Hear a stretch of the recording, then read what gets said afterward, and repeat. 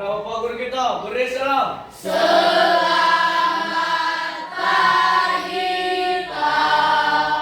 Ya, selamat pagi. Silakan duduk.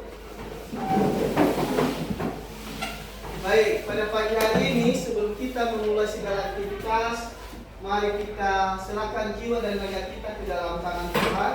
Siapa yang bisa memimpin kita dalam doa? Silakan mundur.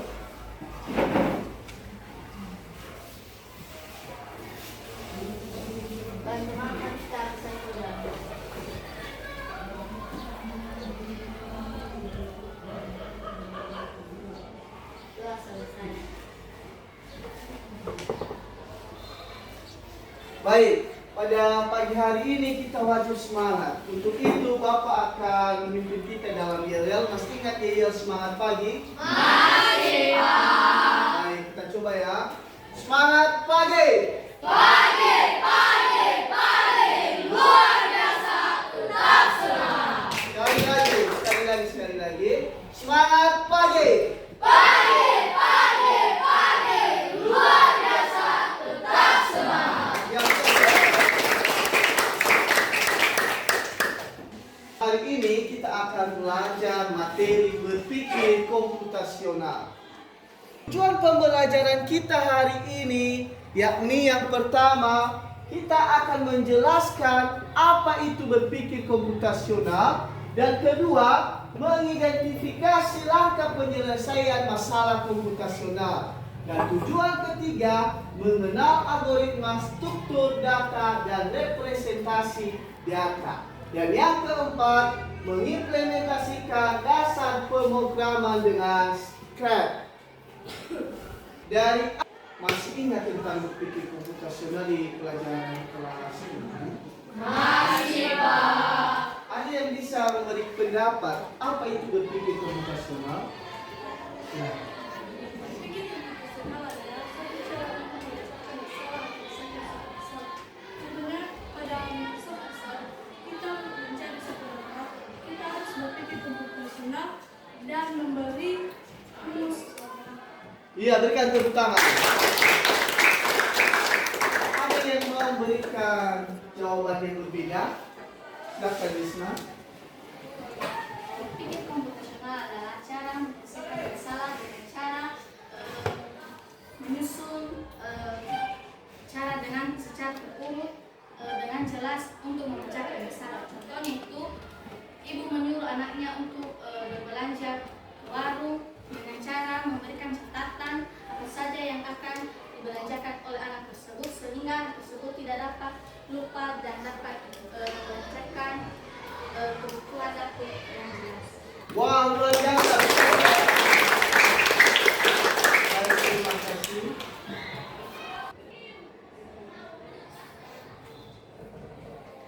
Nah, judul kita berpikir komputasional seperti yang sudah Bapak sampaikan di awal. Dan jawaban kalian itu benar. Untuk menyimpulkannya, mari kita pelajari lebih mendalam tentang berpikir komputasional. Dapat oleh dua orang temanmu, maka bisa kita simpulkan bahwa berpikir komputasional adalah cara berpikir untuk menyelesaikan persoalan secara sistematis dan efisien yang dapat dibantu oleh komputer. Itulah pengertian berpikir komputasional. Seterusnya, kita akan belajar secara berkelompok. Mari saling berkolaborasi satu dengan yang lain. Kita akan bagi 3 kelompok. Yakni kelompok 1 dari Satya sampai ke belakang, dan juga dari Ika sampai Sinisna. Ini kelompok 1. Kelompok 2 Carlos dan Sardian sampai ke belakang, dan kelompok 3 Iwan dan Fandi sampai ke belakang. Silakan dulu dibentuk kelompoknya.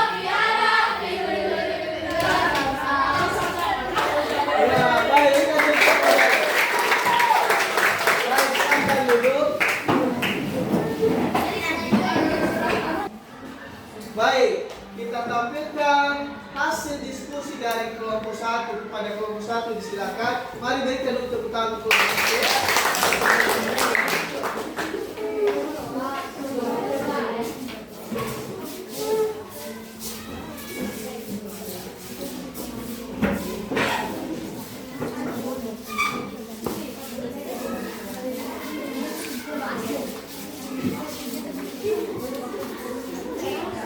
Ya, silakan kelompok 1 mempresentasikan. Baik, terima kasih kesempatan yang telah diberikan kepada kami kelompok 1 untuk mempresentasikan hasil diskusi kami. Yang pertama-tama yaitu kami hormati Bapak Pengampung mata pelajaran dan terlebih-lebih teman-teman kami dari kelompok 2 sampai kelompok 3. Untuk mempersingkat waktu, kami akan berikan waktu kepada Yolan untuk menjelaskan hasil diskusi kami. Baik, saya akan menjelaskan penjelasan masalah komputasional. Jawabannya 4 konsep utama berpikir komputasional, yaitu dekomposisi, memecah masalah besar menjadi bagian kecil. Kedua, abstraksi, memfokuskan pada hal penting, mengabaikan detail yang tidak perlu. Ketiga, algoritma, menyusun langkah terurut untuk solusi. Keempat, pengenalan pola, menemukan kesamaan untuk menyelesaikan masalah sejenis. Demikianlah penjelasan. Baik, sekian penjelasan kami. Jika ada pertanyaan, kami akan memberikan waktu kepada kelompok 2. Baik, terima kasih. Sekarang kami akan memberikan waktu kepada Merlin untuk menyampaikan salah satu kata-kata motivasi. Baik, kata-kata motivasi pada hari ini adalah apa yang kamu hadapi saat ini akan membuat kami lebih kuat dan lebih bijaksana di masa depan. Ya, baik, terima kasih kelompok 1. 1 tadi ada 4 langkah-langkah yang sudah disebutkan oleh kelompok 1 dan itu adalah kesimpulannya. Pada kelompok 1 dipersilakan kembali ke tempat. Baik. Sekarang kita tampilkan hasil diskusi dari kelompok 2. Pada kelompok 2 dipersilakan.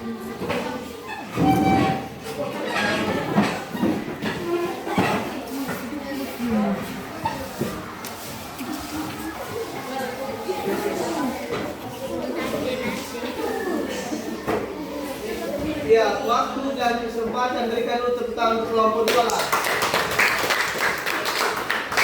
Silakan kelompok 2. Baik, terima kasih kesempatan yang diberikan kepada kami kelompok 2 untuk menjelaskan hasil siswat. Pertama-tama yang saya hormati Bapak Penanggung Mata Pelajaran. Baik, untuk materi selanjutnya dipersiapkan diri. Dan terlebih teman-teman sekali kelas 10 kelas. Baik, jalan itu kami persilakan teman-teman yang bernama Desna untuk menjelaskan hasil diskusi kami. Baik, terima kasih kesempatan yang telah diberikan kepada saya untuk menjelaskan masalahnya dari algoritma. Algoritma, langkah-langkah atau aturan terstruktur untuk menyelesaikan masalah. Contohnya itu resep memasak, langkah mengerjakan ujian. Dalam komputer, algoritma digunakan untuk memberi instruksi yang jelas pada mesin. Demikianlah pengertian dari algoritma. Dan teman-teman saya akan membaca tentang optimasi penjadwalan. Optimasi penjadwalan dibagi menjadi 3, yaitu mengatur waktu untuk berbagai kegiatan agar efisien, bisa dilakukan seri atau bertahap, atau paralel atau bersamaan. Contohnya menjemur pakaian sambil membersihkan rumah. Teman-teman, demikian penjelasan optimasi penjadwalan. Baik, saya akan membacakan dari pertama cara menyimpan dan mengatur data agar mudah digunakan. Contoh sederhana daftar belanja, daftar kado.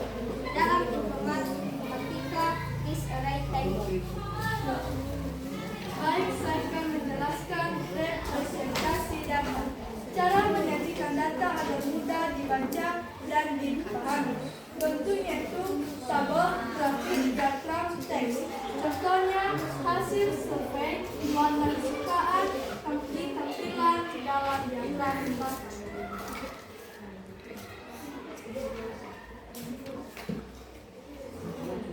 Yang mana ke depan kamu? Nah, yang lain mendengarkan ya. Kesimpulan adalah baik teman-teman, kesimpulan kami yaitu agar teman-teman dapat memahami dan mengerti yang sudah kami jelaskan dan teman-teman dapat melakukannya dalam aktivitas sehari-hari, dan kami mohon maaf jika ada tutur kata kami yang salah. Semoga teman-teman dapat memakluminya. Terima kasih. Baik, kata motivasi itu adalah pendidikan bukan tentang siapa saja, tetapi cara membantu karakter. Baik, itulah penjelasan kami. Jika ada pertanyaan dari kelompok 1, kami persilakan. Tidak Dari ada. kelompok 1 ada. Baik. Kelompok 3? Tidak ada. Demikianlah presentasi kami. Jika ada kesalahan, mohon dimaafkan. Ya, berikan tepuk tangan untuk kelompok 2. Terima kasih, silakan ke belakang. Baik, kita lanjut untuk kelompok 3. Pada kelompok 3 disilakan.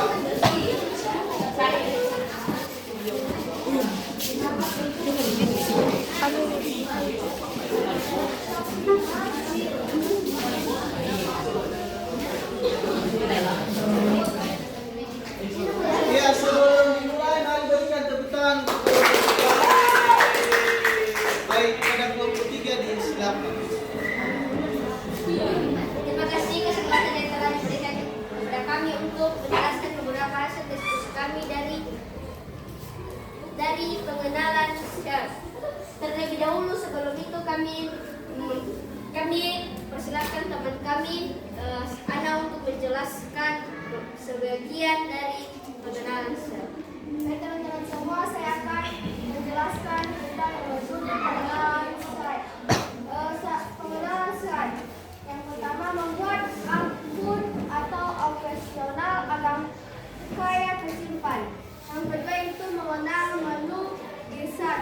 Pengenalan sel ini juga memiliki beberapa kategori, yaitu yang pertama kategori kode, yang kedua blok kode, yang ketiga area kerja kode, yang keempat paku atau staging, yang kelima properti objek, yang keenam pengaturan latar belakang, 7 daftar file, yang kedelapan nama project. Terima kasih, saya kembalikan kepada moderator. Teman-teman semua, demikianlah penjelasan kami. Jika ada pertanyaan kepada kelompok 1 dipersilakan. Gimana kelompok 1 ada pertanyaan? Ya. Kepada kelompok 2? Tidak.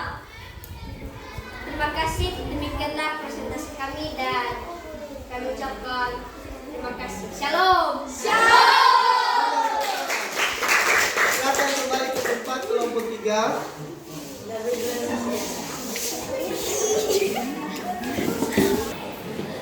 Baik, dari apa yang sudah dipresentasikan oleh kelompok 1, 2, dan 3, maka kesimpulan dari pembelajaran kita terdapat 4 konsep utama berpikir komputasional. Yang pertama, dekomposisi, artinya memecah masalah besar menjadi bagian kecil. Dan kedua, abstraksi, artinya memfokuskan pada hal yang penting, mengabaikan detail yang tidak perlu.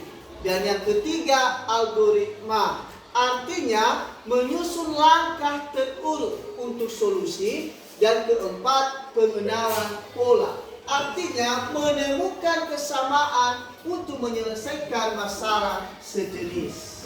Sudah paham semua? Apakah ada yang ingin ditanyakan? Tidak, Pak. Baik, kalau tidak ada, kita lanjut pada materi berikutnya, yakni literasi digital. Untuk materi setelah berpikir komputasional, kita belajar tentang literasi digital. Nah, apa itu literasi digital?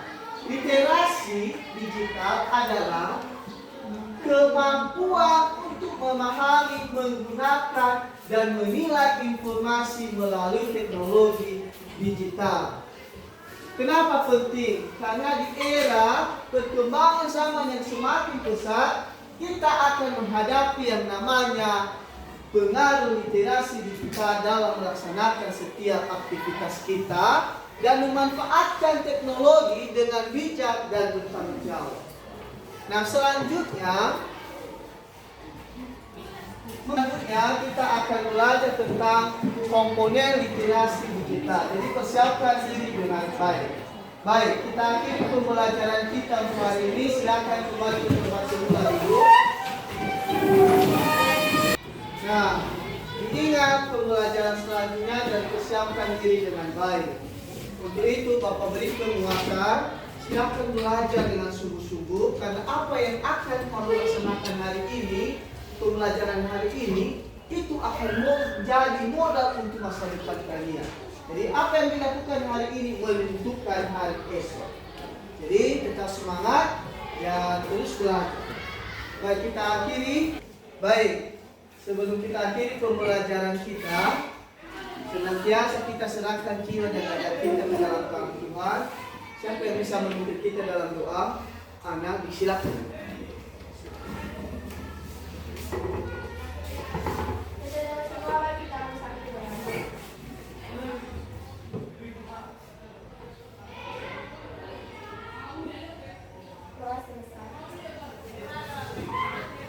Baik, kita pulang dan silakan hati-hati di jalan. Silakan siapa yang dituang? Berdiri. Berapa guru kita? Beri salam.